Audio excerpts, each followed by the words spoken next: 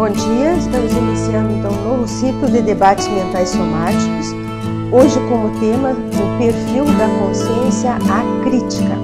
Nós vamos primeiro fazer uma holoanálise conscienciométrica quanto a esse perfil da consciência crítica com base no verbete, no material que tem com vocês.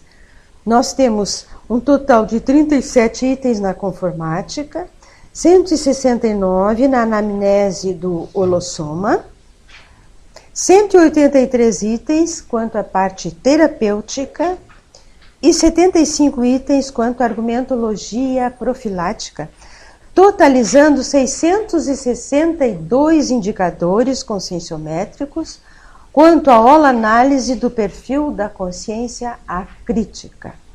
Então, vocês vão encontrar esses itens em cada uma das divisões e nós vamos detalhar alguns que nos parecem prioritários, a começar pela definologia.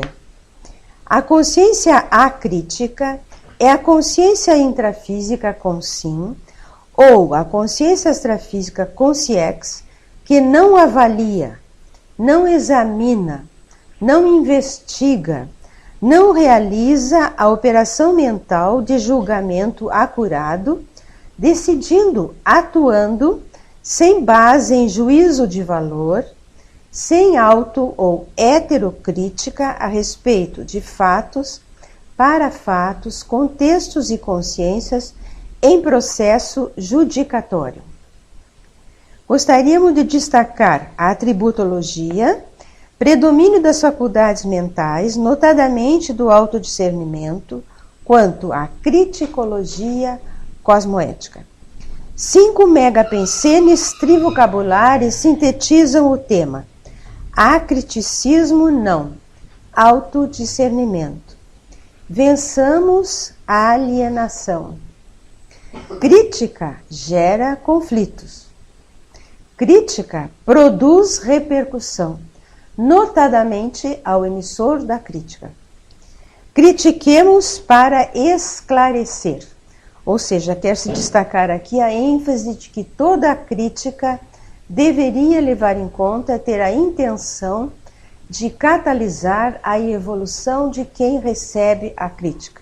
Ou seja, ela deveria estar calcada, fundamentada numa tarefa do esclarecimento, que nos parece aí bastante prioritário esse aspecto. Gostaria também de chamar a atenção de vocês para prestarem no item 28 modalidades de acriticismo a serem evitadas, para podermos debater isso aí com atenção, e as 11 antipodias para a consciência obter autocoerência nas suas críticas. Temos uma frase enfática que eu quero também destacar, na página 65. A solidez cognitiva infinita, contínua, coerente da criticidade cosmoética expande, universaliza o ego, porque o eu vira nós, sem liames, nódoas e nosamentos, ampliando a liberdade consciencial. Ou seja, o chamamento de que, sem liberdade consciencial, não existe proex. E a conquista da liberdade consciencial depende da criticidade cosmoética.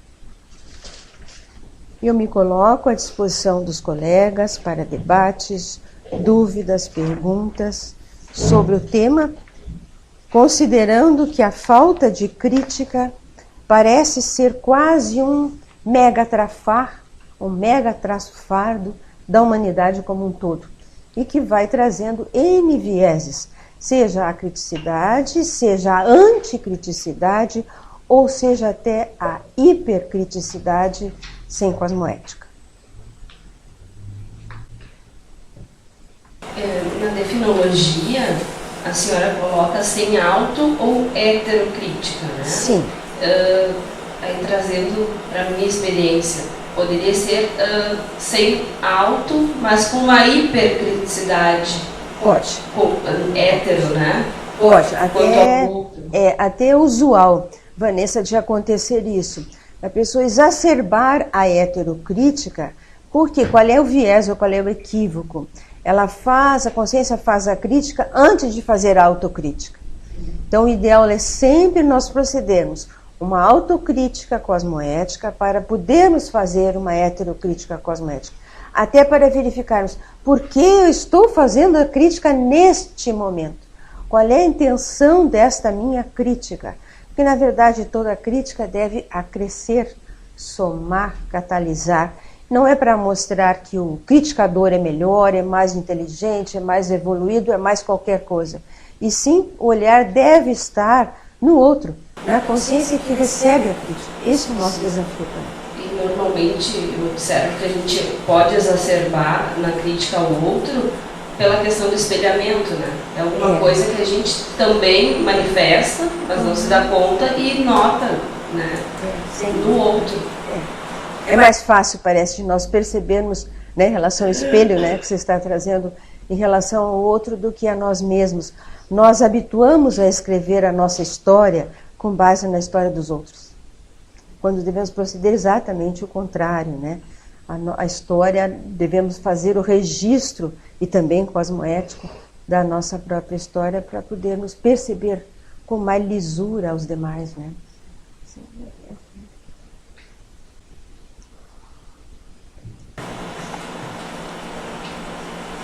Na página 52, na terminologia, poderia explicar um pouco melhor o que são consciências em processo judicatório?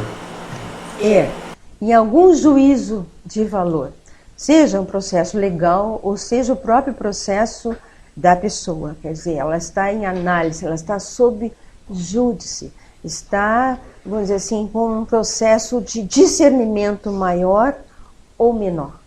Constantemente nós estamos sob júdice, só que nós não prestamos atenção nisso. E aqui eu não estou considerando nem só o processo legal, que a nossa colega especialista até pode acrescentar e falar melhor do que eu. Mas sim, a nossa própria análise deveria ser contínua. Nós estamos sempre nos avaliando e estabelecendo juízos de valor. Por quê? Para que a nossa imagem também se atualize, para que você mesmo, ou nós em geral, não deixemos a imagem cristalizada ou desatualizada. De ontem para hoje, que foi que o Alano modificou, cresceu? É um processo de autojuízo, de juízo de valor, né, nesse sentido, para ver uma continuidade do processo evolutivo. É claro, colega? Sim. Sim. 52, a somatologia poderia ampliar o soma como disfarce e o escrever para esconder o soma. Sim. E observa, às vezes, que a consciência que tem a síndrome do acobertamento, por exemplo, ela tende a escrever muito, principalmente em momentos onde há um desequilíbrio. Você observa a consciência está com desequilíbrio, geralmente psicossomático e, em consequência, também energético. E ela vai para a escrita como uma forma de escondimento, não como uma forma de autopesquisa. E tinha mais alguma coisa? Soma como disfarce. Então é um disfarce porque, digamos, a consciência de alguma forma ela procura se esconder, tá? Esconder somaticamente. Nós observamos que as pessoas que têm alguma dificuldade, se consideram tímidas, tendem a tendência a se aproximar ou se esconder mais nos cantos, não aparecer muito. E com isso ela faz exatamente o contrário, ela é muito vista, às vezes até chama a atenção. O tímido faz um processo totalmente errôneo, ele não quer ser visto, ele aparece mais pela própria timidez que ele quer esconder. Obrigado. Nesse sentido ainda que o Ricardo pergunta, né, do soma com o escondimento, poderia ser a criação de um personagem, né? A pessoa, por exemplo, ela se veste só de determinada maneira, ou ela tenha hábitos que são muito diferenciados, né? Ela se esconde atrás daquele personagem. Pode entrar aí também. Pode. Tem diversas formas de escondimento. Às vezes até a própria teatralização, encenação que a pessoa faz, já é um escondimento, né? Então é bem usual isso. Os artistas e atores em geral são especializados nisso. E nós também, pelas nossas serieques, nós vamos desenvolvendo formas de representação. em vez de fazer o contrário, buscar nos aproximarmos da realidade da consciência. Mas isso acaba chamando muito mais atenção, né? Chama a atenção, é o caso do tímido. Então é como se a própria carência que ele quer esconder aparecesse mais. E essa, digamos, máscara, né? Essa modo de vestir, de se comunicar, e entrar nos ambientes, acaba ressaltando mais, porque é muito diferente da maioria das pessoas. Sim, chama mais atenção. Sônia? Sim. Ainda na página 52, sim. somatologia, me parece que há duas coisas contrárias aqui. Sim. Fala assim na somatologia, na segunda linha, rotina biológica cronificada. Sim. Tá? E depois, mais abaixo, tu diz assim, desorganização biológica. Sim. Perfeito. O que é a rotina? Sim, não, que me parece que são coisas antagônicas aí que tu está falando. Vamos esclarecer. A rotina cronicificada, normalmente ela contém hábitos antievolutivos, hábitos inúteis. A pessoa é habituada a fazer sempre as mesmas coisas, sem parar para rever a própria rotina, os seus hábitos, os seus costumes diários, para verificar se são pró-evolutivos ou ao contrário.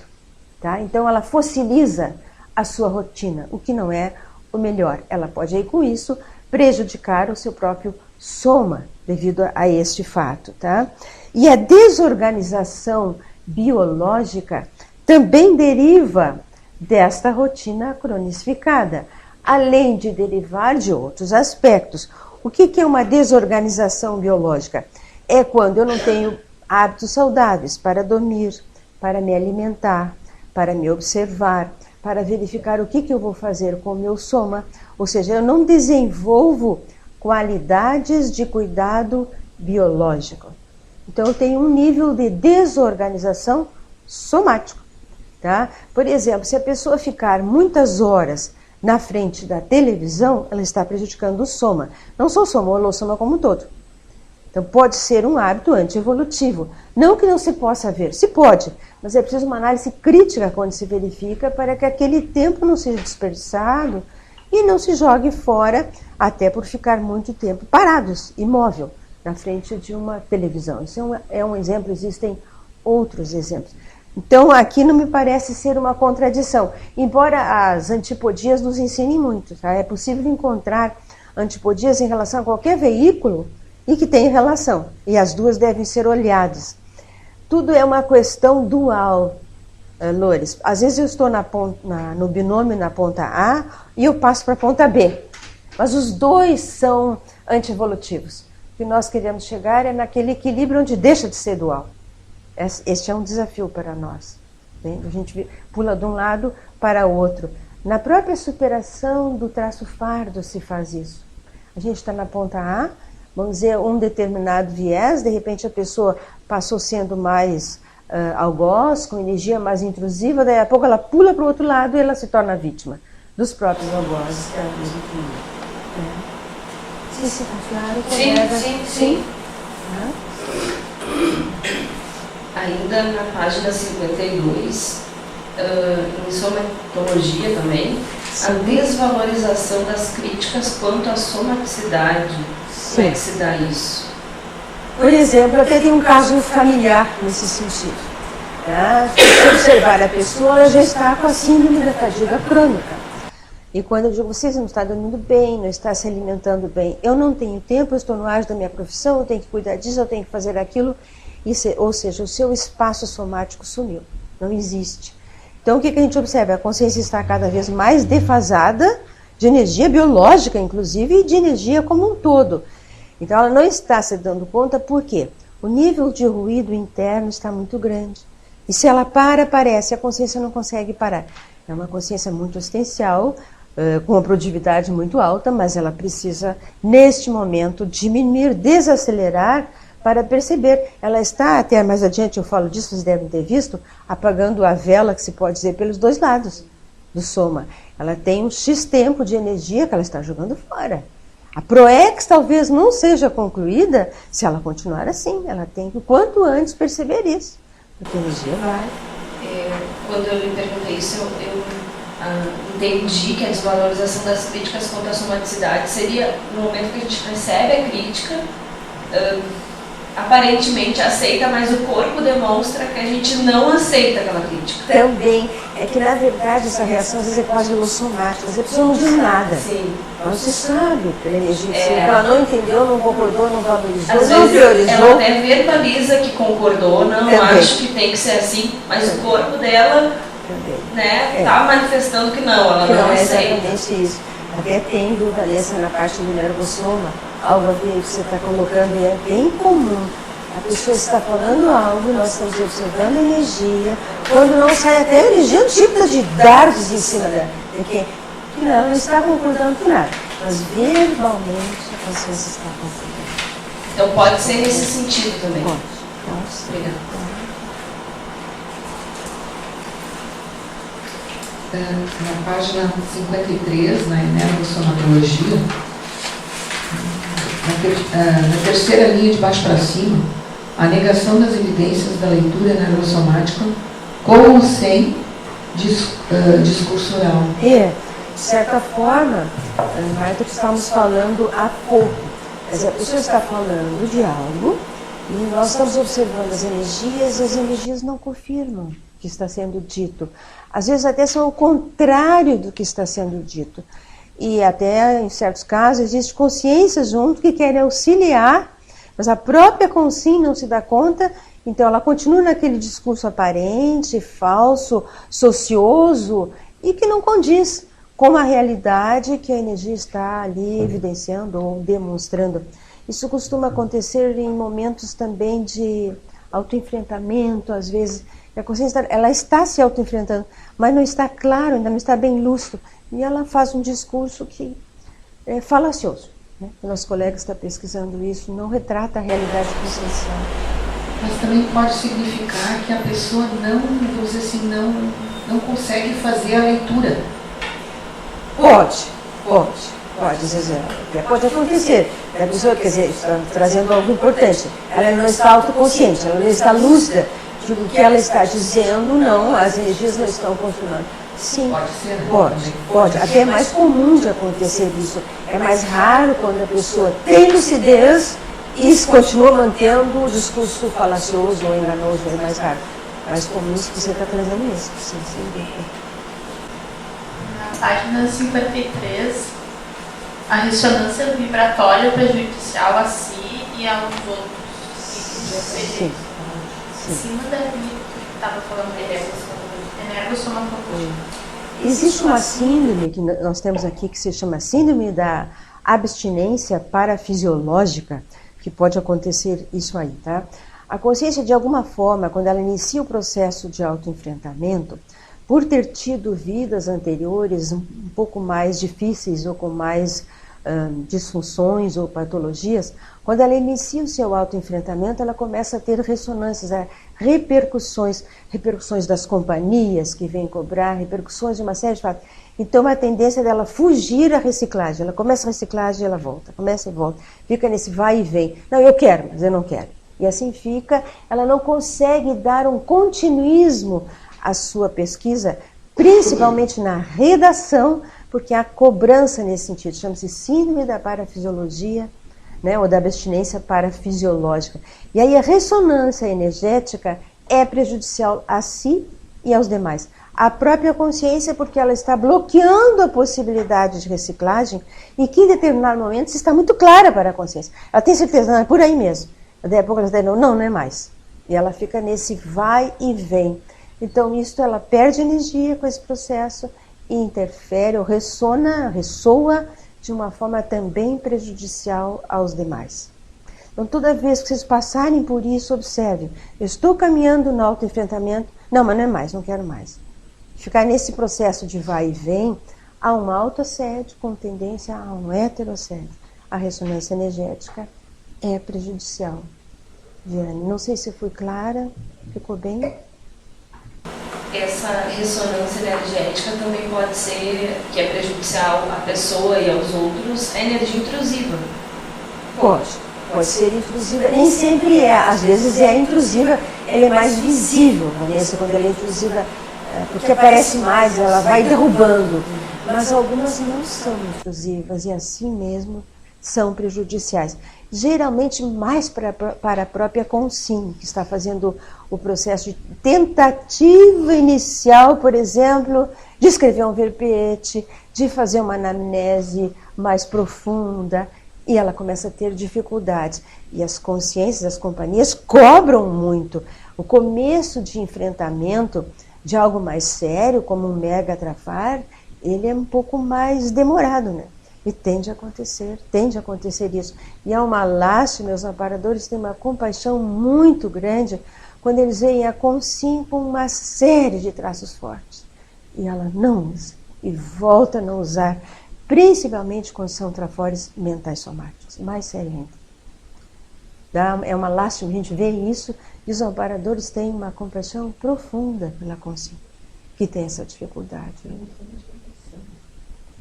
E, às vezes, quase sempre tem um viés de autoavaliação.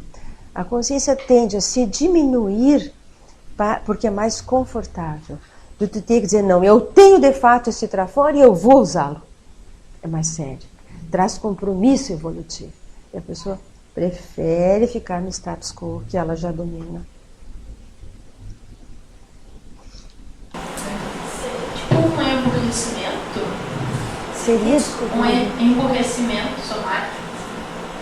Um emburrecimento, mas não tanto somático. A ideia do flash no soma é uma espécie de monodeísmo. A consciência quer continuar fazendo aquilo que ela vem fazendo, porque ela não vai ter tanta pressão. Quando a consciência volta ao que ela fazia antes, as consciências dão uma trégua. Tá? Bom, agora não tem problema, a consciência voltou ao seu contexto. Ela está fora da reciclagem. Exato. Diminui o desconforto, claro. Diminui a pressão e a consciência respira, volta a se sentir muito bem. Mas muito bem porque ela está estagnada. Porque ela retornou ao retroego. Daí o porquê eu destaquei para vocês para olhar bem as condutas, a crítica, a coerência que tem lá adiante, porque senão nós vamos estar constantemente fazendo isso. Qual é o indicador? Como é que a Consim pode avaliar isso? Quando ela vai e volta, vai e volta, vai e volta na autopesquisa. Quero, não quero mais. Quero, não quero mais. Ela fica nesse processo de vai e vem. É uma avaliação precisa de que ela está fugindo da reciclagem. Às vezes até de uma inversão também, né? Ainda na página 53, na psicossomatologia, o paroquialismo bloqueador da percepção emocional. Como é que isso acontece? A pessoa habitua com as condutas paroquiais ou paroquialistas e ela não se dá conta de que ela teve lavagem cerebral, paracerebral, repressão, crendice e tudo mais. Então, a primeira coisa que ela aprende, eu não sinto, eu não tenho emoção, eu não tenho sentimento. Ela nega as próprias emoções. Por quê? Porque isso é contra o que é ensinado. A pessoa precisa aprender a sofrer, ela precisa aprender a ser submissa. Tudo que é anti-evolutivo ela tem que aprender com a religião. Então, ela vai acostumar, ela inicia negando o que deveria aceitar e pesquisar para conhecer. O processo é todo o inverso. Esse é um dos grandes problemas da religiosidade, que faz vaquinhas de presépio. Ainda na página 53, Sim. Na energossomatologia, aqui o efeito nocivo da Concener. Isso. O que é Concener? É a consciência energívora. Ela está quase que continuamente absorvendo a energia dos outros. Tá? Porque ela está sempre defasada de energias. Então chama-se Concener, consciência energívora. Bem comum, em todos os meios existem Conceners. Na família, no trabalho, enfim. Mais comum do que nós imaginamos. É uma consciência que precisa de muita assistência, de um olhar até acolhedor quando a consciência chega, porque ela já chega vampirizando.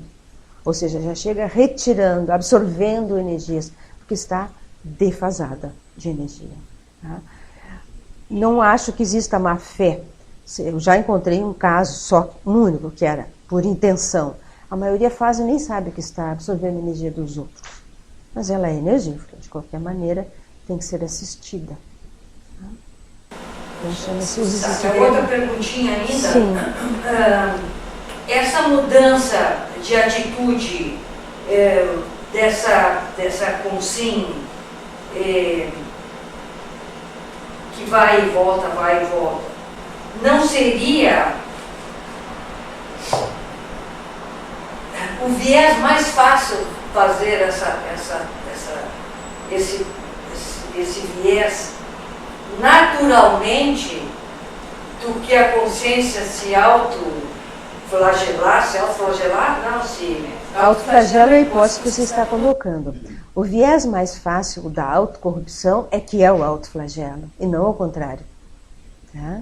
Então a consciência busca o escapismo, colega, exatamente porque ela está habituada com aquela condição. Ela domina aquela condição.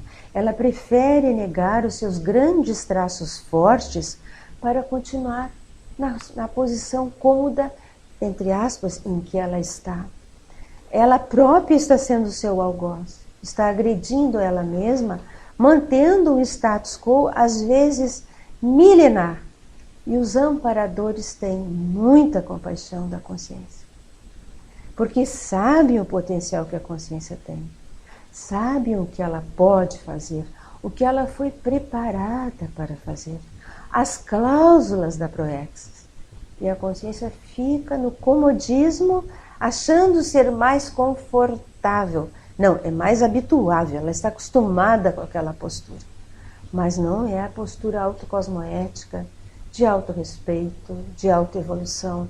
Ao contrário, evoluir dá trabalho, não só porque tem que enfrentar traços fardos, mas porque temos que assumir traços fortes. Neste contexto, a consciência não quer assumir os seus traços fortes. Ela prefere dizer que os outros valorizam demais, avaliam muito alto, do que assumir os traços fortes que tem.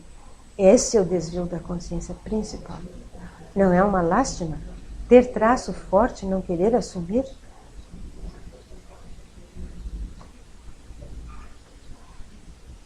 Fica claro o que eu falei? Está claro? Sim.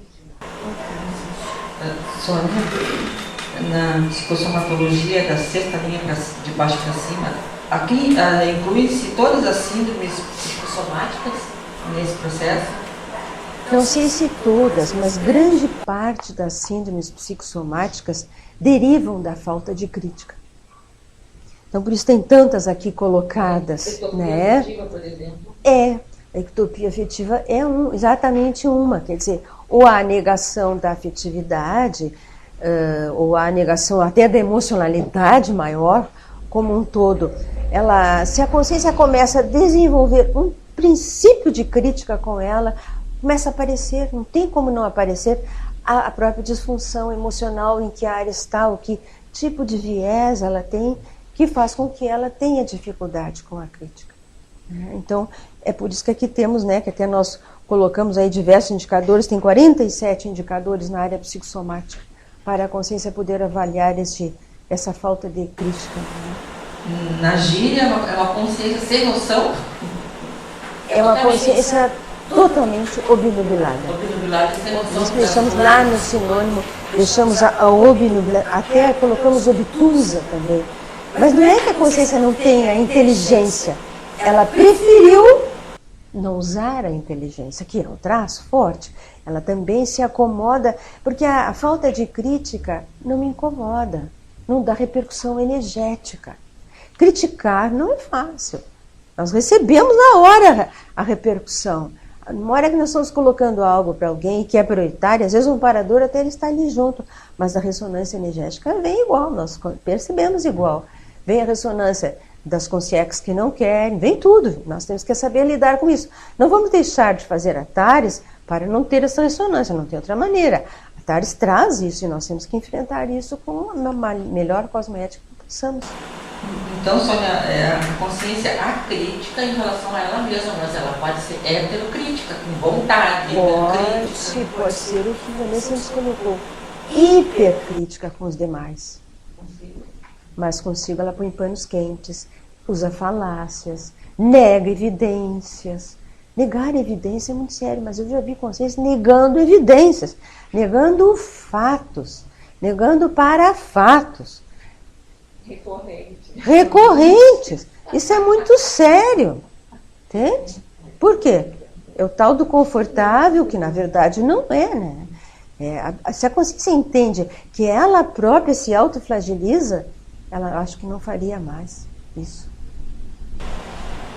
Dentro dessa linha também aí que a senhora está falando, a mental-somatologia, primeira linha, autocrítica frágil transferencial, ou é outra coisa? Tem a ver com a autocrítica frágil transferencial.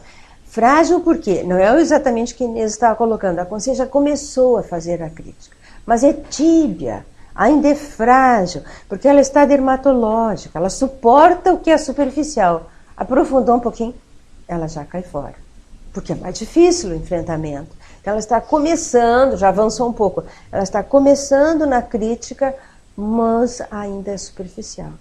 E nós temos que fazer a crítica vertical para chegar lá na raiz. Não dá para ficar a nível de folhas, né? As folhas nos auxiliam muito, mas nós temos que entrar no que está lá embaixo mesmo, né? Na raiz do mega-traço, da falta de crítica. Essa intervisão familiar, por falta de autenticidade na mental-somatologia, sim, isso é uma coisa inerente. As pessoas, elas têm essa intervisão praticamente natural com as famílias, né? Pode ser até que sim, que eu concorde com você, Inês. O que nós temos que ver nesse contexto aqui eu tenho isso, eu não tenho, como eu atuo na minha família, para que a gente tenha a nossa família, que nós não estamos por acaso nessa família, e verificar como atuamos ali. Qual é a paragenética da nossa família? Qual é a história que ali tem? E como é que eu me comporto em relação a isso? Eu sou pessoa com a paragenética mais enriquecida ou ao contrário? Como é que eu posso assistir, a começar assistindo por mim mesma? Então é importante, embora eu concorde com você, que possa ser das famílias em geral, mas nós temos que entender a nossa família.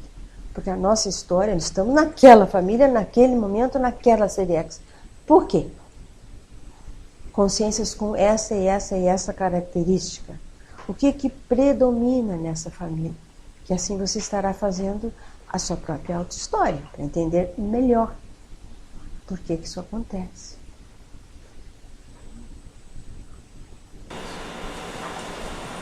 A questão da família não é só pai, mãe e irmão, tá? Não, toda a família nuclear.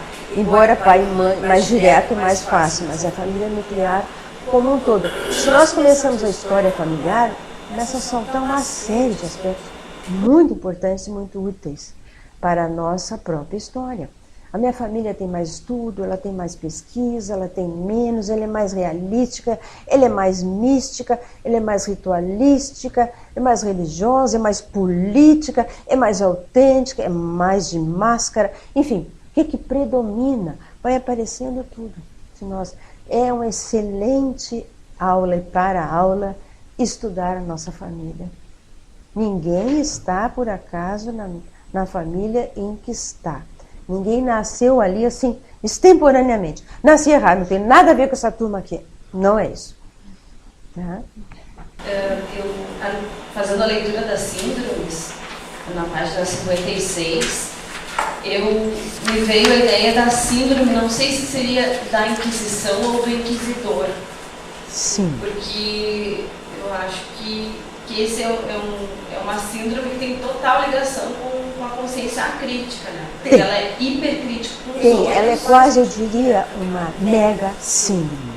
Porque ela pega diversas dessas que já estão aqui, inclusive.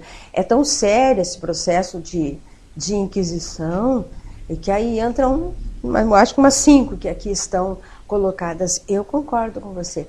é um exemplo crasso de falta de crítica mesmo. Senão a pessoa não seria um inquisitor, ela não entraria nesse processo, né? E veja que o inquisitor pensa estar acima de, quando ele está exatamente embaixo de todos aqueles que ele está ali fazendo a inquisição. É uma falta muito grave, muito séria de autocrítica. E uma hipercriticidade com os outros descabida, né? Não existe o... Nós tivemos a oportunidade de escrever aquele primeiro livro que está aqui, da Ciência Consciente e Teologia. Nós usamos pela primeira vez a expressão desconfiômetro da consciência. Ela não tem desconfiômetro nenhum. Ela está naquela fase que ela nem sequer descobriu a cosmoética. Não tem nem ideia de que ela é anticosmoética, né? Então ela está mais ou menos equivalente aos mega-assediadores. Porque para deixar de ser anticosmoética, a pessoa primeiro precisa descobrir que é anticosmoética. Ela ainda nem desconfiou disso. É normal, né? Para ela é tranquilo quase essa que postura de colocar os outros sempre na fogueira, né? Mas eu estou livre disso. Mentosomatologia, na linha 3. Retropensenes muristas. Retropensenes muristas tem um pouco a ver com a sua pergunta anterior da síndrome da abstinência parafisiológica. Tá? Ou seja, se a consciência em alguma série X adotou essa conduta de ficar em cima do muro por dificuldades decidofílicas, de tomar decisão, porque, Jeane, toda decisão também traz repercussão, certo? E nem sempre nós temos na mão todos os dados para tomar a decisão. Mas não podemos ser decidofóbicos também, temos que tomar decisões, senão ficamos em cima do muro. Tá? Então a consciência quer decidir sem riscos, não existe isso. Ela prefere ficar no muro, para não assumir o risco da própria decisão. Tá? Então o retroego, se ela teve uma série X onde isso já aconteceu, ou seja, vem sendo uma tônica, terá a tendência, na vida atual, de ter algum comportamento também murista. Ainda na página 53, na mentosomatologia, Sim. Desperdício dos dicionários cerebrais por desuso ou capricho mental somático. E depois, o emborrecimento cognitivo, a antirressexis, na Robexis, a covardia consciencial em relação aos vertons. Eu penso que você tem a resposta muito melhor do que eu daria para as perguntas. Porém, vou dar, tá? Veja, o que é um desperdício de um polidicionário cerebral? Uma consciência que tem dicionários, tem intelectualidade, tem mental soma e prefere ficar no soma do que aplicar o seu mental soma. Então ela vai naturalmente emburrecendo por um autoemburrecimento provocado pela própria consciência, que em vez de assumir o potencial, ela prefere ficar na vida mediana que vem levado até então, que o desafio é menor. Então é uma robex. Por que uma robex? Uma robotização. Ficar no xerox, ficar na cópia de si mesma. Quando ela tem condições de avançar, agora junta tudo isso com um macrosoma. É muito desperdício para uma consciência só. E que melancolia extrafísica depois. Ter um macrosoma, que é um corpo supermaceteado, com uma comunicação laringochacral forte, e não usar para se comunicar de forma cosmoética e catalisar a evolução dos demais pela própria comunicação, que pode ser um grande traço forte, é, sem dúvida, um sinal de robotização, de robex, de cópia ou de mimetismo. Sabe os animaizinhos que se escondem lá para não aparecer? A consciência faz a mesma coisa, ela também se esconde. Digo que você saberia melhor a resposta, porque você é especialista, colega. Eu aprendi muito, não sei se eu estaria à altura do que eu recebi, tá? Com um anti-elogio cosmoético, de um mega amparador. O que é o anti-elogio cosmoético? Quando ele diz que nós somos especialistas naquilo que nós temos que pôr em prática. Nós somos, porque não estamos fazendo. Mas deveríamos, temos tudo para fazer. Temos todos os trafores para fazer, mas não estamos pondo em prática. Não sei se eu enrolei ou se ficou claro. A senhora pode falar um pouco mais do anti-elogio cosmoético? Posso. Vamos supor que a consciência dissesse aqui, aproveitando o exemplo que a colega nos colocou, você está usando todos os seus polidicionários cerebrais. É um anti-elogio, porque a consciência não está usando. Mas é cosmoético, porque ao mesmo tempo está dizendo, você tem, use-os. É para chamar a atenção do traço forte, ou até mega traço forte que a consciência tem, e que ela, por autocorrupção, não está usando. Isso é o anti-elogio cosmoético. Isso é fora de série. Normalmente são amparadores, porque eu disse que eu não sei se teria o mesmo nível do que eu tive a oportunidade de receber. São mega amparadores que costumam fazer isso e fazem com a maior lisura. É porque a energia que sai você cosmoética. não está usando. Isto. Né? E a pessoa está colocando, você não está usando, mas por autocorrupção, você é especialista, você pode usar. Quer dizer, não falta traço forte. Veja que qualidade de detalhes isso, nós temos dificuldade de colocar isso. Estou fazendo um esforço para deixar claras as perguntas que a colega aqui me fez. Mas para mim aquilo veio claríssimo, como eu costumo dizer, água destilada. Aí sacode você, parece um elogio, mas na verdade não é.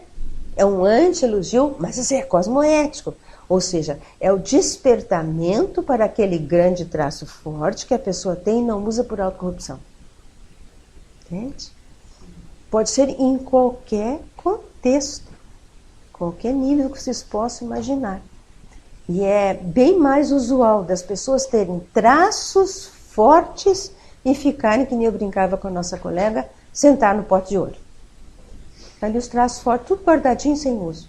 É o maior desperdício. Sim. Não, eu me pergunto assim, por que certas mudanças são feitas de uma maneira natural e óbvia? Quer dizer, de repente, na minha trajetória, aquilo que era, não é mais. E aquilo foi uma mudança natural. E outras coisas não estão sendo assim natural. Tem que ser mais aguerrida, veja, a tarefa do esclarecimento, eu não sei se pode se dizer natural, porque ela vai no contrafluxo, ela vai no desafio, ela vai no estímulo à consciência usar o seu máximo.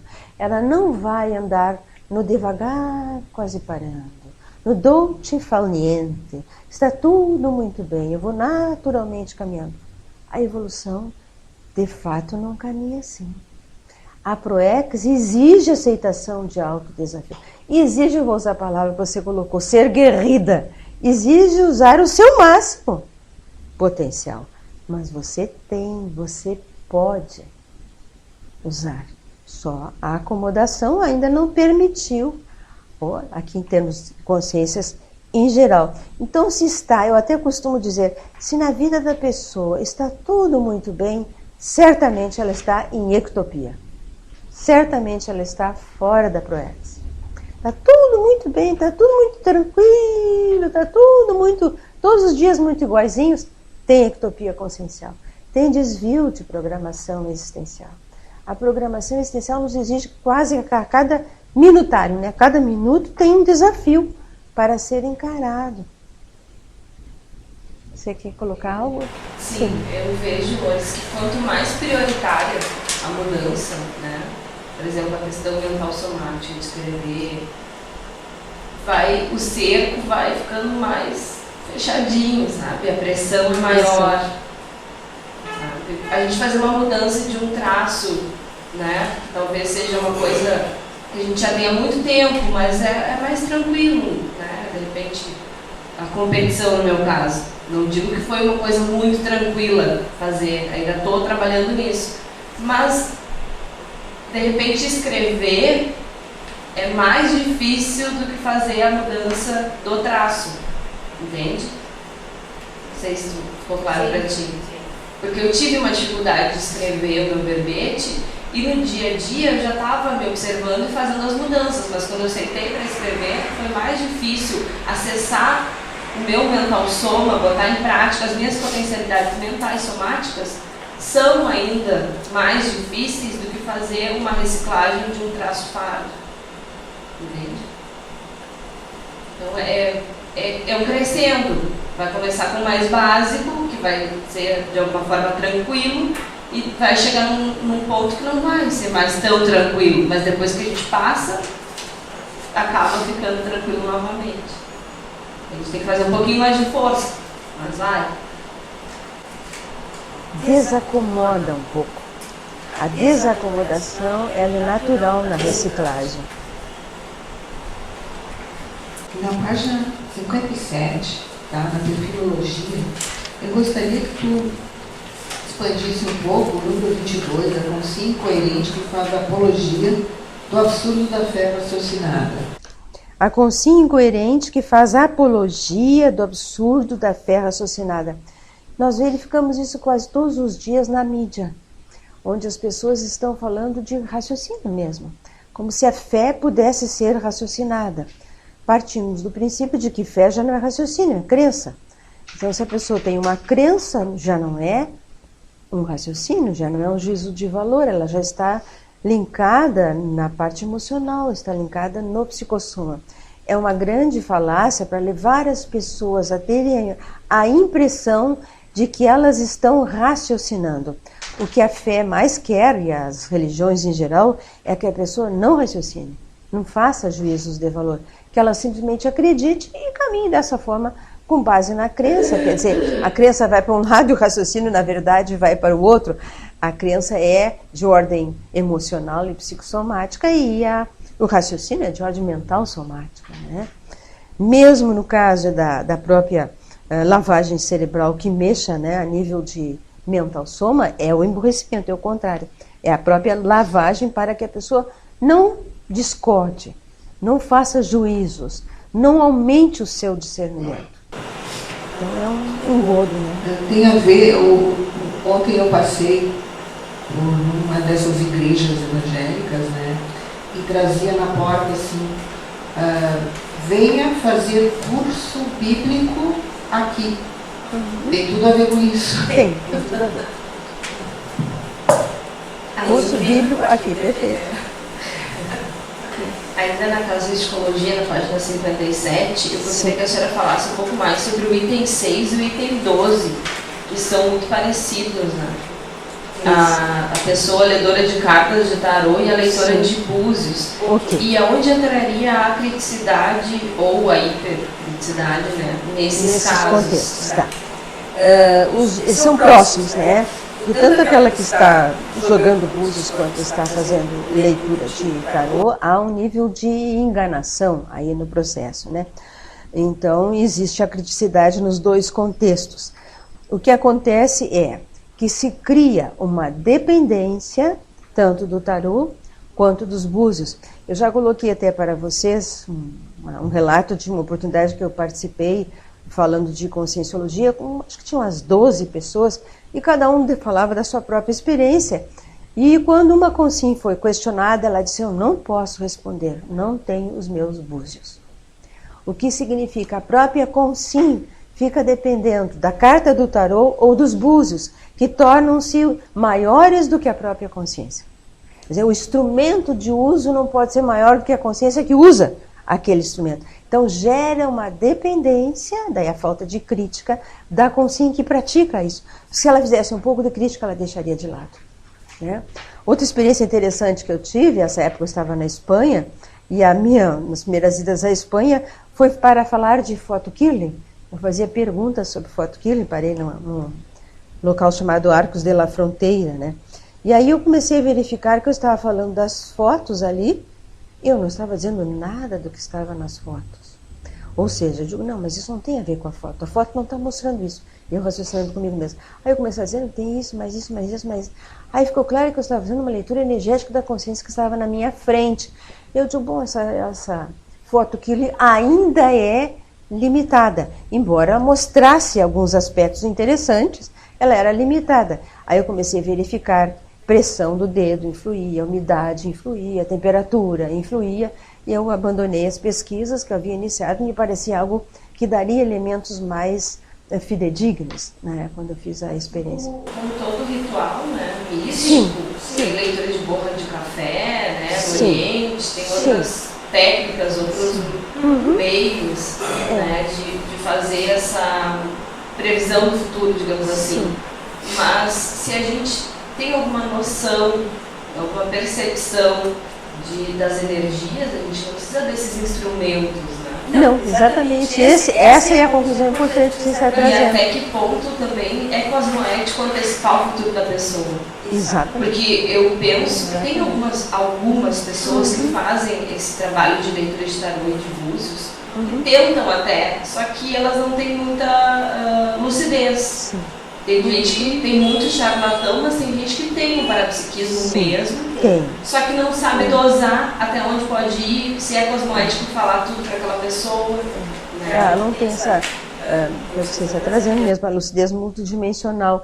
Nesse contexto, penso que você está trazendo também para nós a omissão superavitária, onde a consciência tem informação, mas ela não passa para o outro porque tem elementos de que não é o momento, seria demasiado, talvez, a suportabilidade da consim, mas que existem pessoas parapsíquicas nesse contexto todo, existem. Bem intencionadas, mas que acabam se desviando, sendo dominadas pelo ritual ou pelo próprio instrumento que você está falando. Até uma conotação financeira também. Tem pessoas que vivem disso.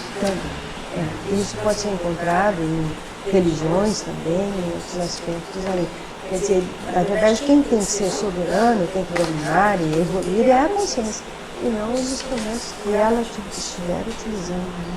É muito primitivo, né? A gente já usou primitivo. Isso muito.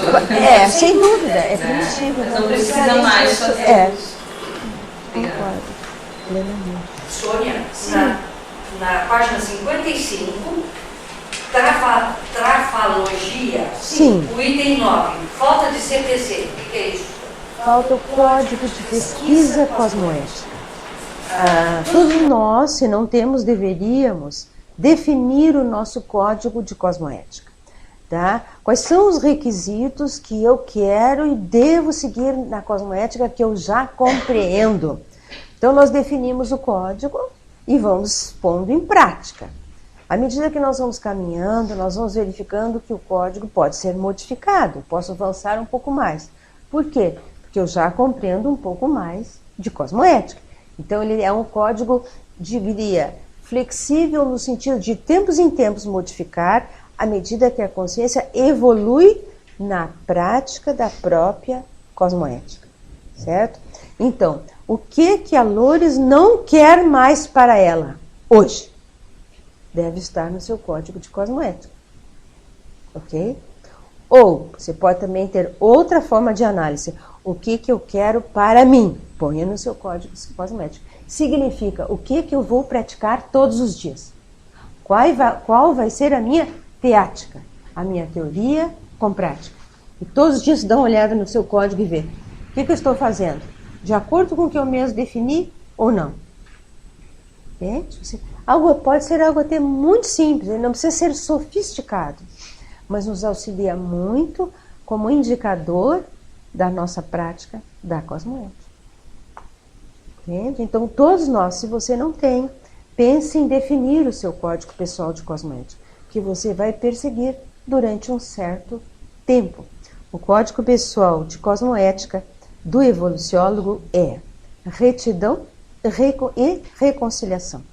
São os dois grandes pilares do código de cosmoética do evoluciólogo. Parece algo muito simples? Não é. Retidão e reconciliação. Está aí evidenciado que a consciência tem um nível alto de evolução, ou seja, ela está trabalhando com a organização do cosmos como um todo, Como? Reconciliando as consciências, diminuindo os desafetos, mas com a retidão pensênica. Eu não torço nem para A, nem para B. Falo a mesma coisa para todo mundo, não importa se é amigo, quem é, não interessa. A atitude é igual para todo mundo. Não tem nenhuma forma de tendência, de barganha, de discriminação. Por isso que é cosmoética. É um código de cosmoética muito elevado. Mas façamos o nosso. O que eu já consigo, o que eu quero para mim. E persegue no seu dia a dia. E você vai ver que vai te auxiliar bastante. Costuma nos auxiliar muito o código pessoal de cosmoética. Até para nós podermos chegar no código grupal de cosmoética. A escola tem um código grupal de cosmoética, dos quais um dos pilares é o acolhimento. Acolher qualquer consciência para fazer atares da melhor forma que pudermos. Isso compõe o código de cosmoética grupal da escola. E a gente vai aperfeiçoando de acordo com a nossa prática, nossa teática. As portas estão abertas a todos.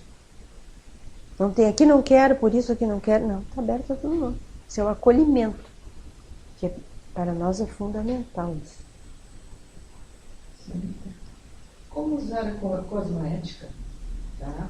Na página 59, ali na cabeça, no caso 5, para melhorar a ressonância neurosomática dissonante. O ideal é que a consciência sempre, antes de fazer uma heterocrítica, ela faça autocrítica e avalie como estão as minhas energias agora. Eu estou equilibrada? Eu estou fazendo heterocobranças? Já não faz. Porque a Atares não tem heterocobrança. Penso que colocamos algumas coisas aqui nesse sentido. O emprego da Atares não traz em seu bojo nenhuma modalidade de cobrança, revide, ataque, cristalização ideática ou consciencial, quer dizer, a imagem estagnada, né, da consciência. Esses pilares, se nós prestarmos atenção antes de fazermos a crítica, tenderão a nos auxiliar, porque nós vamos ver como é que eu estou. Se a consciência percebe desequilíbrio holossomático, ou mesmo que perceba somente na energia, não é o momento. É preferível parar um pouquinho e deixar para depois, para no momento em que esteja melhor. E às vezes a intenção até é salutar, quer fazer algo, mas não está em equilíbrio holossomático, homeostático, que permita que a energia saia condizente. A energia sai dissonante por causa disso. Não sei se está bem, ficou... Ok. Na página 54, em trafarologia, o item 14, chutação. O que a senhora quis dizer com isso? Chutação pode ser em diferentes aspectos. Por exemplo, a pessoa falar de fenômenos não vistos, ou fenômenos mal interpretados, ou para fenômenos mal interpretados.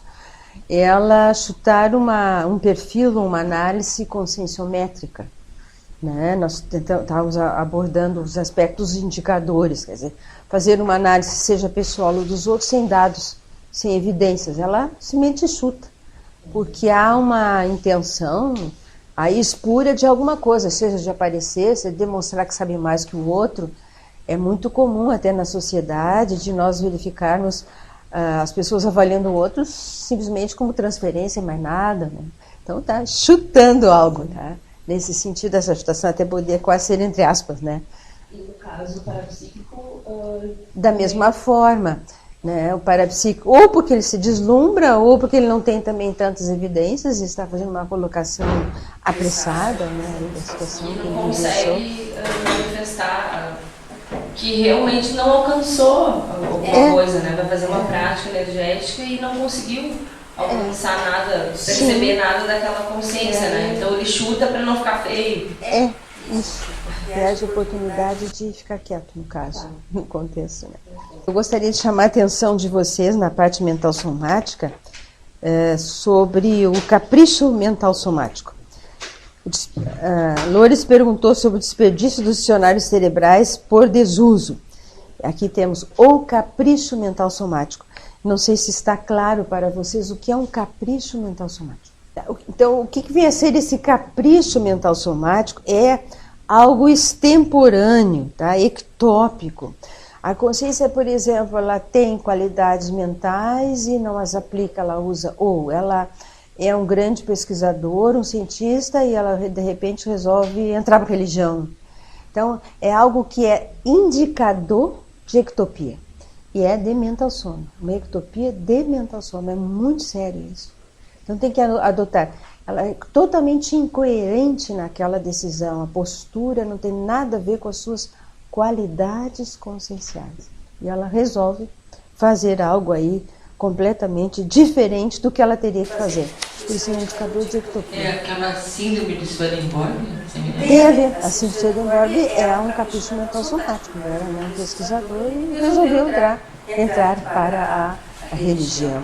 Mas esse capricho pode ser também o desuso. A pessoa ela tem muito alcance, né, nas questões mentais somáticas, mas ela resolve, por exemplo, ter uma profissão que ela não vai trabalhar nada. Né? Às vezes, a própria escolha da profissão já é um indicador disso e de acomodação ao retroego. Muito comum. É tão fácil, né? Então, por exemplo, a pessoa que foi mais belicista ou teve mais experiência na área militar, ela vai para a educação física. Então, ela vai usar o corpo. Sem demérito nenhum a profissão da pessoa que trata, eu acho que é necessário, mas a ênfase no soma, quando a consciência foi preparada para usar o mental soma, é uma ectopia, é um desvio. Consciência. Mas também essa consciência, trazer de novo para o meu caso, né? Que fiz balé clássico há muito tempo e que tinha a possibilidade de ser uma bailarina profissional e decidir largar tudo e fazer direito, né? Eu sabia que eu tinha que fazer isso desde muito cedo. Mas no meu caso, eu posso ter já trabalhado com direito, que é uma possibilidade quase certa, que eu já pesquisei em mim mesma, mas alguma coisa me causou um trauma trabalhando nessa área, que eu quis ir para um retroego mais antigo ainda, que, né, da dança, que eu também já tive. Pode acontecer isso? Pode acontecer isso. Quer dizer, os traumas, sejam de que ordem for, tendem a fazer com que a consciência queira escapar daquela situação. Por quê? Porque ela não quer vivenciar o trauma de novo. Como ela ainda não trabalhou, não auto-enfrentou a própria razão do trauma, ela vai escapar de alguma maneira, né, daquela situação. Então, não necessariamente quem hoje trabalha só com o soma não desenvolveu o trabalho mental somático em serex anterior. Não necessariamente. Mas é uma acomodação, porque o mental soma ele é desafiante.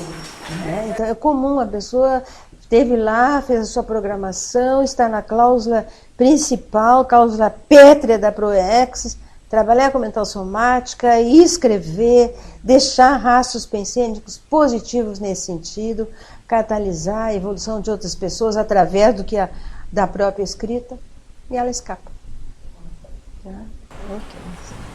Professor, sim.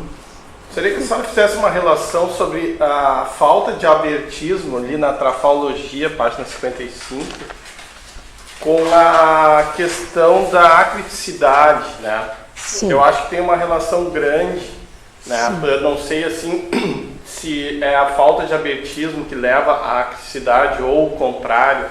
Seria que a senhora fizesse uma relação assim. Quando a pessoa não tem um abertismo, principalmente mental somático, ela tende a ser mais limitada nisso, mais repressora, mais radical, mais inflexível. Então a própria crítica fica dificultada porque ela não sabe fazer críticas autocosmoéticas. Ela vai fazer uma crítica radical. Ela vai exacerbar na autoanálise. Então ela foge da autoanálise, do autoenfrentamento, porque a própria autocrítica não é respeitosa com ela mesma, não tem cosmoética. O abertismo faz com que a consciência faça autoanálises e autocríticas cosmoéticas. porque ela vai flexibilizar.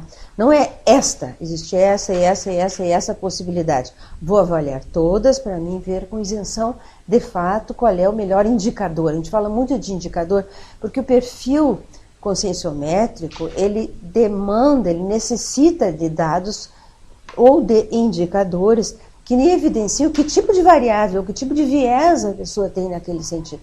É o indicador que vai dizer, não, é por aqui que a consciência tem que caminhar. Ela tem que ter dados na mão. Quem não tem abertismo não gosta nem da coleta de dados. Ela tende a ser mais, que a pessoa pouco tentou chutar mais, ela dificulta a própria análise, mas fundamentalmente a falta de autocosmoética mesmo. Então o abertismo auxilia muito na crítica, né? Na emissão da crítica. Outro aspecto que eu vejo também pela falta de abertismo é a dramatização. A pessoa tende a dramatizar tudo, exagerar na dose, inclusive das dificuldades. Ela faz uma análise exacerbada da própria dificuldade que ela tem. Né? Assim. Sônia, na página 54, no item 19 da pensenologia, ictopensene, unidade de medida do surto psicótico. O que é isso? É o surto psicótico. A pessoa tem um desequilíbrio, tá? Psicose é uma doença de ordem psicossomática. Existem as usuais que os terapeutas pesquisam, né? Como a esquizofrenia, tá? E chega a pontos mais sérios, né? Mais avançados nesse sentido. Mas, mesmo não tendo, a pessoa pode ter um surto de desequilíbrio total. Ela entra numa crise que ela não consegue lidar com aquela crise. Então, ela tem um surto. Ela pode iniciar um processo de agressividade, de depressão muito intensa, né? Onde até apareceu o caso aí de uma pessoa conhecida dentro da religião, que é o tal de Padre Marcelo, que está em depressão total agora. E falando da própria depressão. Diz ele que fez uma dieta onde só podia comer alface. Não sei quanto tempo. Tá? E entrou, a gente olha, realmente está com aparência de depressão mesmo. Então ele está num surto de depressão, não é uma depressãozinha. Estou observando a aparência dele, ele está numa etapa de depressão mesmo. Então ele está em surto depressivo. Tá? Isso aqui vai não crescendo, desde algo muito simples até situações bem graves que só com medicamentos podem ser tratadas. Mesmo sendo de ordem psicológica, há casos que não precisa. Quando a consciência faz uma pesquisa mais séria, descobre a causa, ela consegue reverter. E há situações onde é necessário um terapeuta, alguém especializado no assunto, para tomar um medicamento para poder reverter aquele processo. A propósito, qual é a relação, ou quais são as diferenças da depressão e da Melin? Tá. Elas são muito parecidas em certos aspectos, tá? Porque nos dois casos a pessoa sente falta de algo. Ela está numa situação incômoda.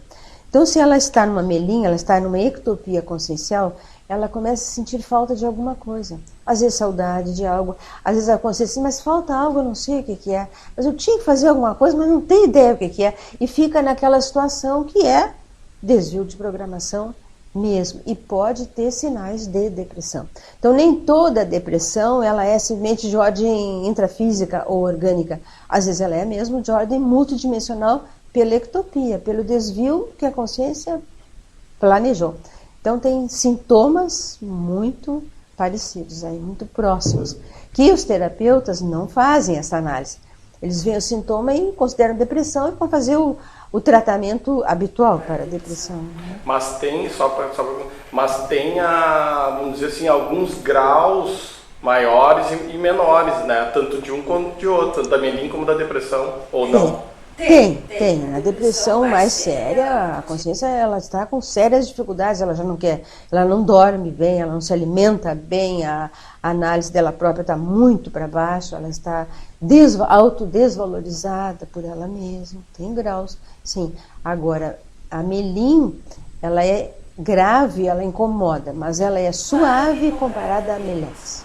Mas assim, a diferença básica eu acho que seria assim, que a Melin ela está mais relacionada com a aula-memória, a história da pessoa, né? Sim, a Melim tem relação com com a a memória. questão da PROEX, o curso intermissivo, né? Tem relação A depressão, ela pode ter, eu acho que, causas mais variadas, seria isso ou não? É que é difícil de você saber, sem fazer uma análise para verificar. Por exemplo, o caso que eu citei, será só depressão? Ou será constatação de desvio total? Sim. E ele não tinha nada que está ali dentro da religião, nem fazendo o que ele está fazendo. Sim, seria Entende? Isso é uma hipótese bem plausível, tá? Bem possível. Mas ele não tem essa informação e os terapeutas muito menos, porque a vida terminou no soma. Então o tratamento será limitado ao paradigma intrafísico, que impede de ver outras possibilidades. O ideal seria, estar em depressão, vamos primeiro ver as causas multidimensionais para depois tratar só da parte somática. Mas é o inverso que acontece, né? Então dificulta por isso. Obrigado. Tem muitas situações que são tidas como doenças psíquicas, né? Como a bipolaridade. Sim. Pode ser uma labilidade parapsíquica. Pode. A pessoa pode ser muito parapsíquica, mas ela oscila muito de humor, porque ela faz acoplamentos que ela ela desconhece, né? Ela é isca inconsciente diuturnamente e ela é diagnosticada com bipolaridade, toma remédio e que piora às vezes, né? A medicação tem efeitos colaterais, né? Que nem sempre são necessários, sem dúvida.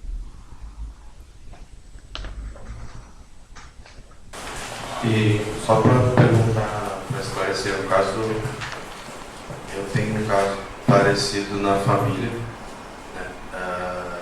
E é constatado esse esquema de bipolaridade, só que ela está muito dentro da religião católica, vamos dizer assim, então ela vai para a igreja e aquilo é o sistema. Existia alguma forma de eu auxiliar ou assistir de alguma maneira essa consciência, se for essa parte mais parapsíquica que eu acredito que seja? Sim.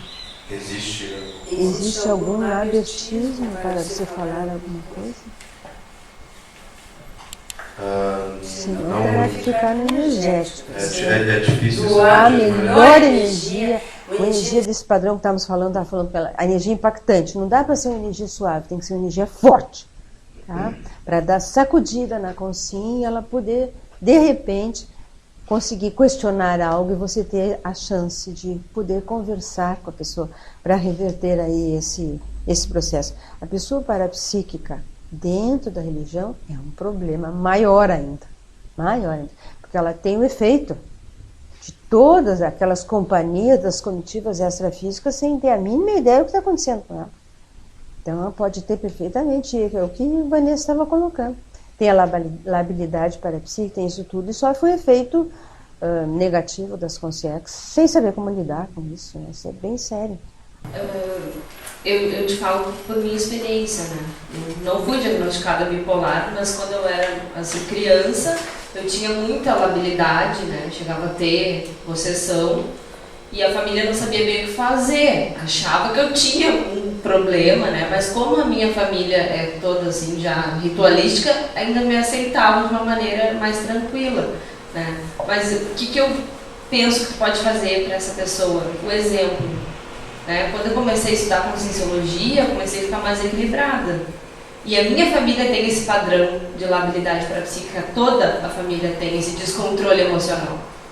Então, eu chegar na casa da minha mãe, por exemplo, que é um ambiente que todo mundo tem esse padrão de descontrole emocional, está muito feliz uma hora, está muito triste outra, não sabe bem o que é, mas não tá bem, passa dias assim, e mostrar que, estudando, não tive no primeiro momento, abertismo da parte deles para falar da conscienciologia, mas aí com a minha mudança, eles iam me perguntar o que eu estava fazendo. Né? A ponto de agora quererem ler alguns livros, quererem conhecer melhor, devagar. Mas a minha mudança de padrão, né, de equilíbrio maior, de passar por situações bem difíceis dentro da família, e eu a única que me mantive equilibrada, isso ajudou para que eles tivessem um olhar diferente, né, com relação ao trabalho energético e a pesquisa, a minha autopesquisa que eu venho fazendo. Labilidade parapsíquica, que é um descontrole emocional, que muitas vezes as pessoas tomam remédio porque acham que é bipolaridade. Na página 55, ainda na sintomatologia, eu gostaria que tu expandisse ali a síndrome da abstinência parafisiológica. A primeira síndrome. Sim. Exatamente é o contexto em que a pessoa tem sinais e tem sintomas pela dificuldade de autoenfrentamento, quando ela teve em vidas anteriores situações de mais nosográficas ou mais de doenças. Então ela vai fazer o autoenfrentamento, daqui a pouco abordamos isso, e ela tem dificuldade na continuidade do processo. Ela não consegue fazer um processo de reciclagem contínuo. Ela vai e volta pelo próprio processo de enfrentamento, que se torna difícil pelas condições menos saudáveis da vida ou das vidas anteriores, né? Pela pensanidade que retorna, pelas companhias que pressionam e que podem sinalizar uma recaída ou até um fracasso de PROEX.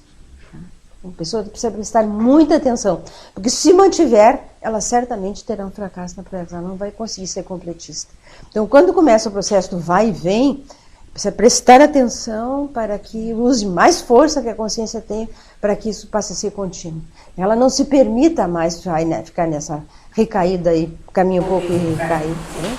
E a quinta também, a síndrome da despriorização existencial existe?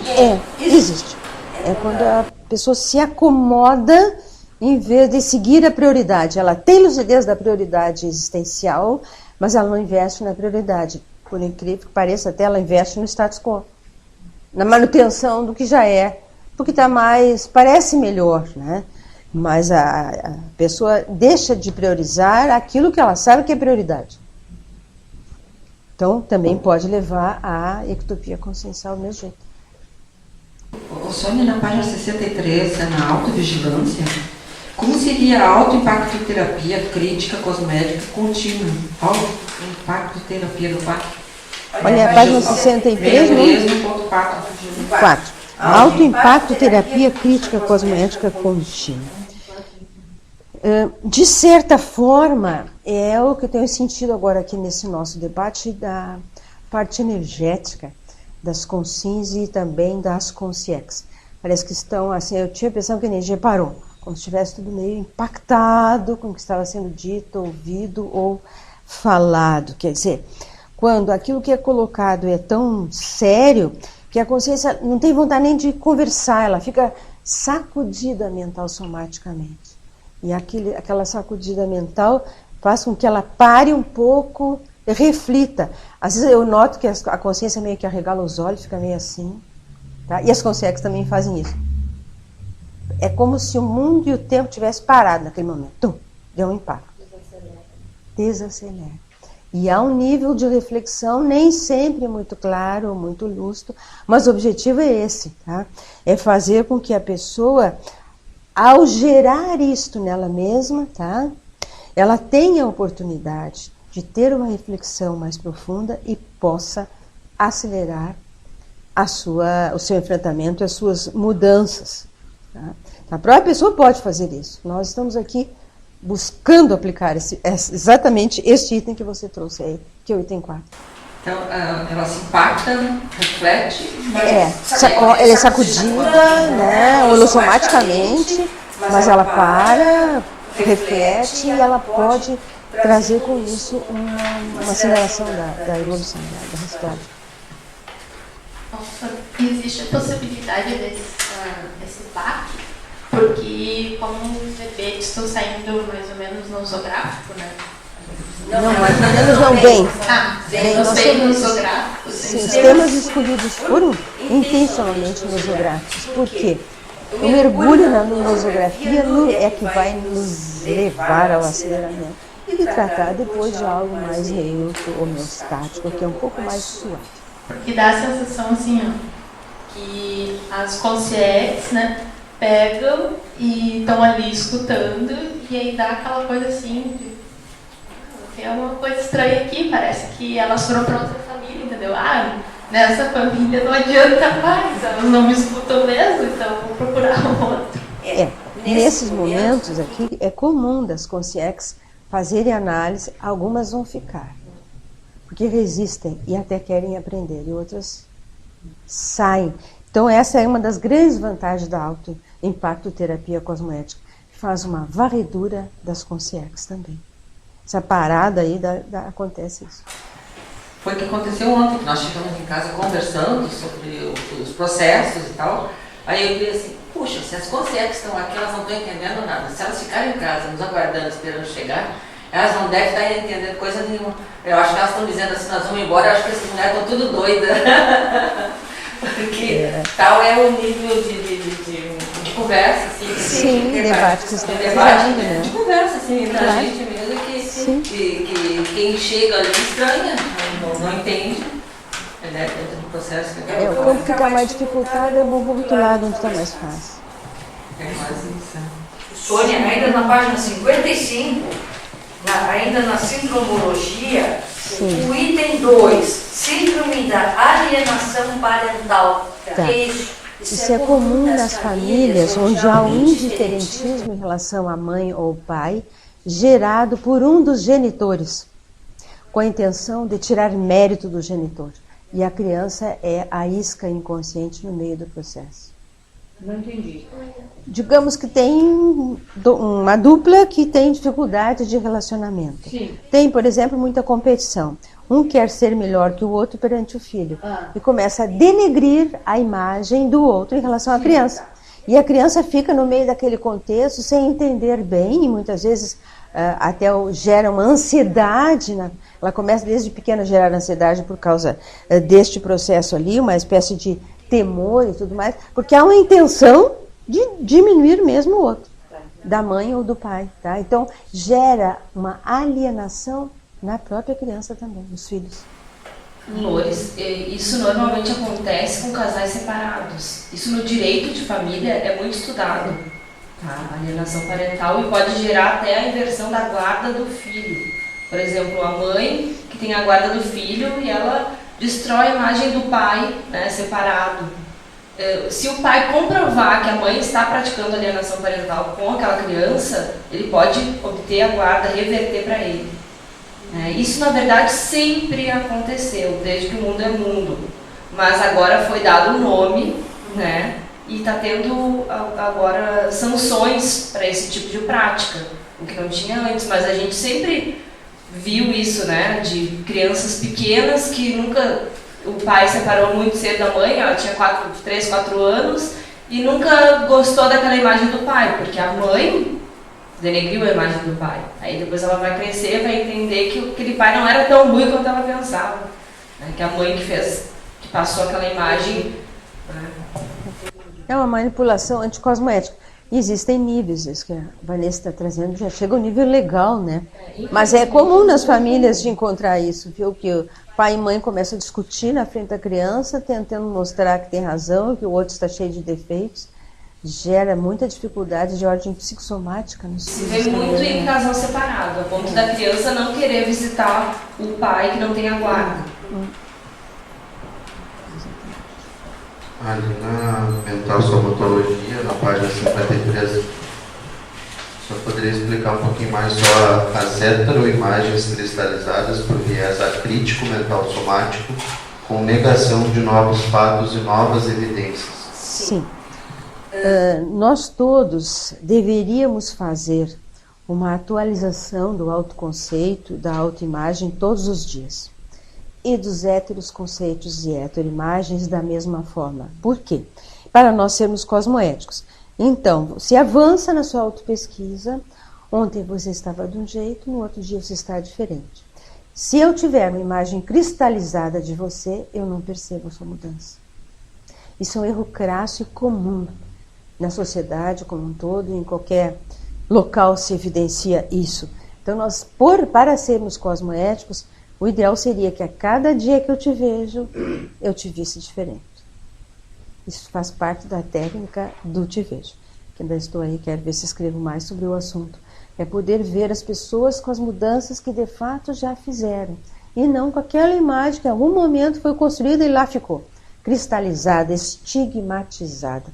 As estigmatizações conscienciais existem por causa disso. Essa é a nossa dificuldade principalmente se o outro estiver retratando algo que eu mesmo não quero saber. Então, mais ainda, a tendência é a gente manter mais estagnada aquela imagem. Tá? Eu queria chamar a atenção de vocês para alguns aspectos na página 63, em relação, na argumentologia profilática, em relação à criticologia, que são 28 pontos de modalidades de acriticismo. Tá? Para nós darmos uma olhada, ver se fica bem claro, se tem algum deles que me pareça mais importante, aí para mim debater, porque são tipos de acriticismo que dificultam, né, o avanço da cosmoética aí, nesse sentido. Esse é o 2, né? Número 2. Afetivo. Acriticismo quanto à afetividade empregada. Como é que a Consim pode descobrir se a sua crítica é cosmoética em relação à afetividade? Primeiro aspecto, ela tem que ver, eu acho que é importante, é espaços. Quando eu falo de espaço, qual é o espaço que eu estou ocupando e eu invadi o espaço de alguém? É falta de afetividade, ou de acriticismo afetivo. Nem estou aqui avaliando as razões que fazem com que a pessoa faça isso. Pode ser N razões, às vezes até uma ansiedade. Então, para que sejamos afetivos com os outros, até a nossa pergunta tem hora, tem momento para nós fazermos. Às vezes a pessoa está tão mal que ela tem que falar de qualquer forma, atropela. Então, faltou um acriticismo em relação ao seu afeto, em relação a si mesmo ou em relação ao outro. Tá? Então, tudo aquilo que invadir espaços, que não houver alguma modalidade de respeito, tem a ver com a afetividade empregada. Vou aplicar uma TARES, eu exagero na minha TARES, porque eu não consegui perceber bem a consciência, consim ou consciência, na minha frente com lisura, faltou afetividade, faltou crítica afetiva. Intelectual. Qual é o número que ela está? 19. Na 19. Acriticismo quanto à intelectualidade pessoal.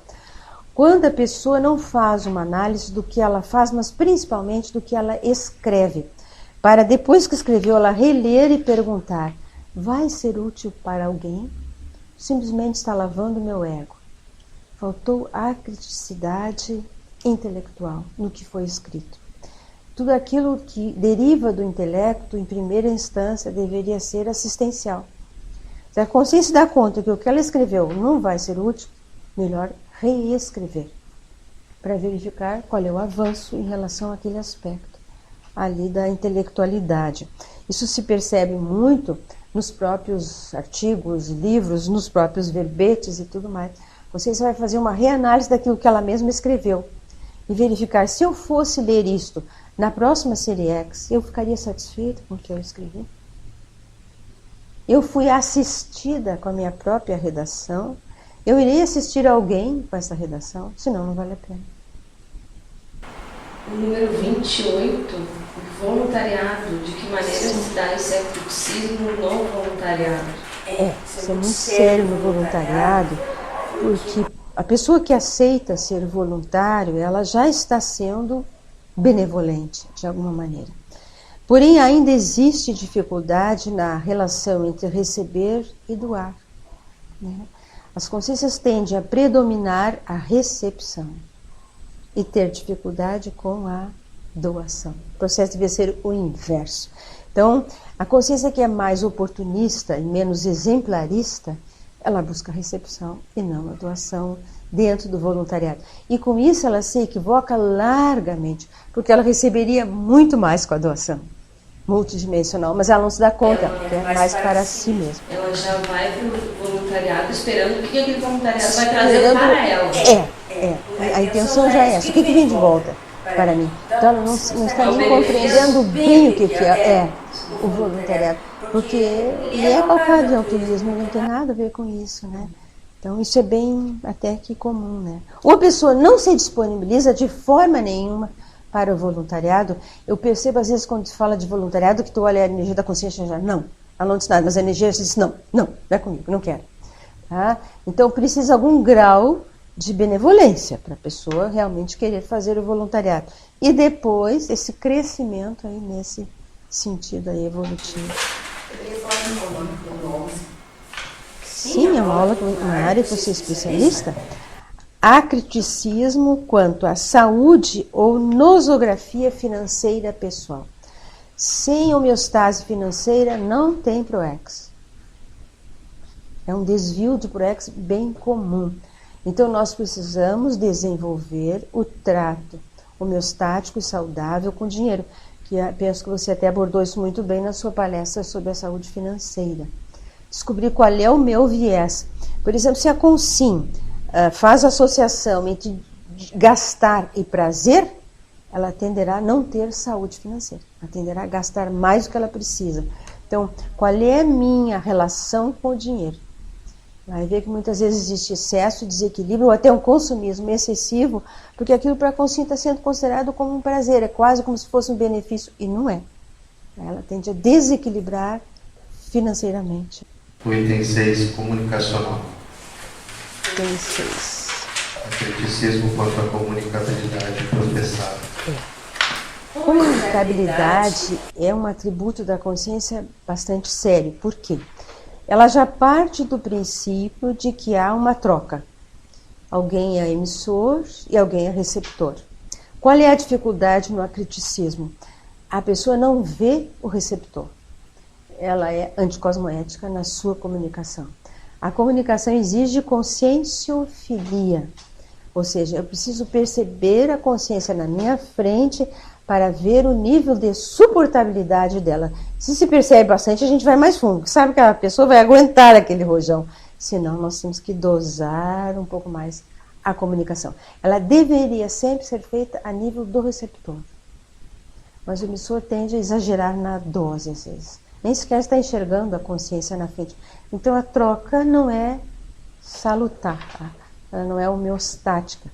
Exatamente por isso. Precisaríamos, antes de nos comunicar, olhar muito bem. Eu digo olhar é compreender muito bem a consciência que vai receber a informação. Conscienciométrico, acriticismo quanto à métrica distorcida conforme o foco de avaliação. Digamos assim, quando a pessoa ela tem um traço fardo, que ainda está um pouco mais difícil de enfrentar para valer, ela tende a desviar, tá? No momento em que aquele trafar está sendo aferido ou medido de alguma maneira, né? Em relação a ela própria, geralmente, ou em relação à crítica que recebe de outro, uma heterocrítica. Então, ela, digamos assim, opõe uma lente embaçada e não enxerga, ou exagera na dose e faz drama, ou simplesmente escapa e fecha a porta e acabou. Não é para mim, é para a próxima Seriex. Né? São gradações. A gente Passa por etapa. No enfrentamento do trafar. Primeiro, não é comigo que está enganado, tem nada a ver com isso. Aí começa esse processo de enfrentamento. Mas ele tem uma série de itens aí na caminhada, né? Quer dizer, o ideal seria que a gente pudesse arregaçar o trafar e trabalhar de imediato com ele. Na verdade, na prática, não é assim que acontece mesmo, né? Só que as negações nos fazem perder tempo. Desvios aí que não seriam necessários. Mas parece que isso acontece ainda com mais frequência, né?